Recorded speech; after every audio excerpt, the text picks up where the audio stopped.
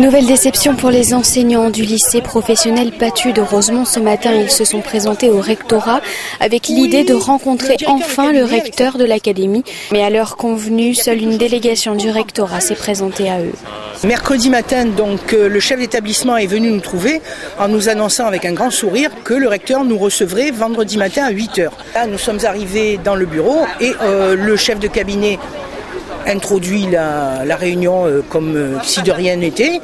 Et tout d'un coup, dans une des phrases, on a compris que le recteur ne viendrait pas. On a quand même eu l'impression qu'on nous prenait un peu pour des idiots.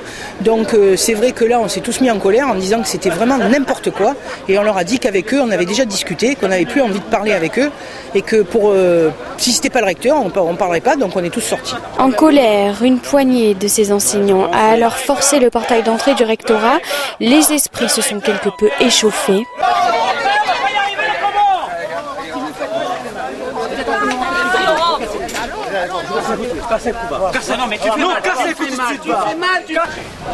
Depuis ce matin, les enseignants occupent la cour d'entrée avec l'espoir toujours présent que le recteur accepte de les rencontrer. J'ai appelé l'attaché parlementaire, le collaborateur parlementaire du député maire, qui est venu hier, donc monsieur Jean-Claude Fruteau, qui est venu hier au lycée Patu de Rosemont et n'a pas pu rentrer. Donc il pensait que c'était un peu fort de café. Aucun texte réglementaire ne défend son entrée dans un établissement. Il est représentant de l'État.